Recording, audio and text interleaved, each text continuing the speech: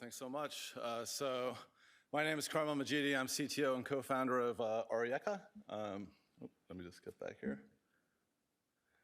And at Arieca, we're introducing a new paradigm in thermal interface materials that addresses key bottlenecks in cooling and thermal management of semiconductors, primarily for computing and also power modules for electric vehicles. So probably don't have to convince a lot of you that AI and electrification are driving tremendous growth in demand for energy and energy consumption.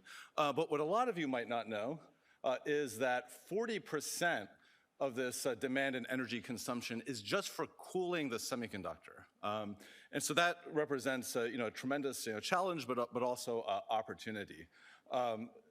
Now, one kind of example of this is, of course, a server rack in a data center. And this kind of, shows you here, this video shows you those purple and orange material there. Those are what are called the thermal interface materials. And they're really kind of a key factor in the power efficiency of these computing systems. And so existing thermal interface materials, or we call them TIMs, are good enough to handle the power densities of existing processors and power modules. But when you look just in the next few years with this growing demand and also growing performance and enhancement in power density, these TIMs are not going to cut it. And what that means is that there's going to be greater burden on the cooling systems and hence even greater energy consumptions of these semiconductor-based devices. And so that's really where Arieca's breakthrough material comes in. What we're doing is taking two established technologies in thermal management. We're taking basically polymer-based TIMs, and we're literally blending it with liquid metal-based TIMs, and we're creating this new material system that exhibits kind of best of both world type properties. We're overcoming a lot of the limitations with thermal conductivity of polymer TIMs, but we're also addressing some of the key shortcomings of solid metals and liquid metals when it comes to mechanical reliability.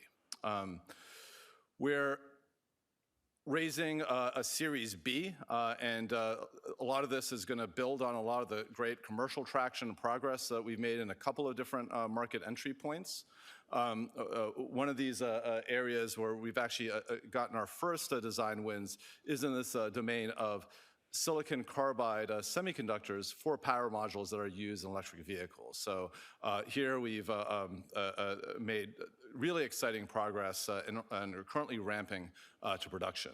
We've also graduated from technical qualification now into business unit qualification and are currently working with procurement on getting our TIMs into smartphones, laptops, other consumer electronics, and this is with the leading global electronics manufacturer. And we've also had really good traction in technical qualification in the domain of AI-enabled computing. And this is with quite a number of different semiconductor manufacturers, integrated device manufacturers, OSATs, semiconductor fabs, and also fabless designers.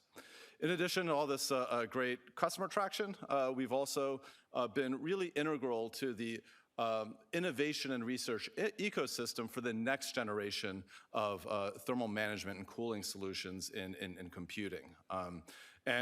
We've also established a very strong partnership with a manufacturing partner, Nissan Chemical. This is their Sudagora plant outside of Tokyo, where they currently have the capacity to manufacture 1 metric ton per year of our material, and we plan to scale that up as customer demand grows.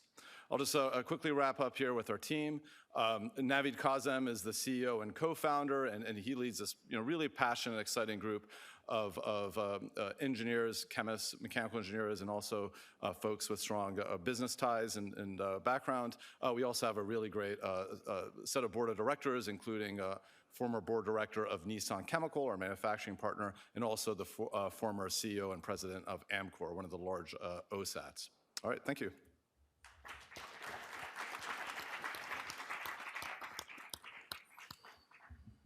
Where in the value chain do you have to get designed in at the module level, at the chip level, and then how do you think about the timelines associated with getting your product designed into the value stream?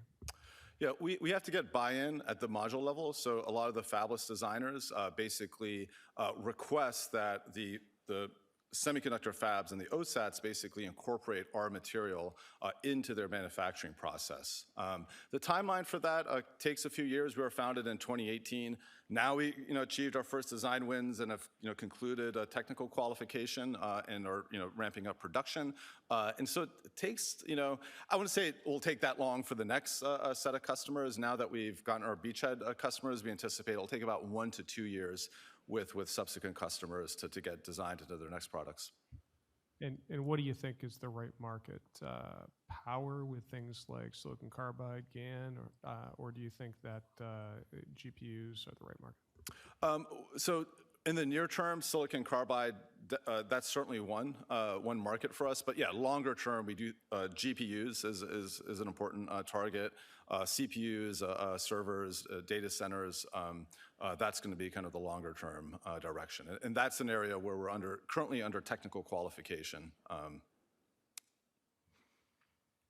Could you share a little bit about your cost position and margins?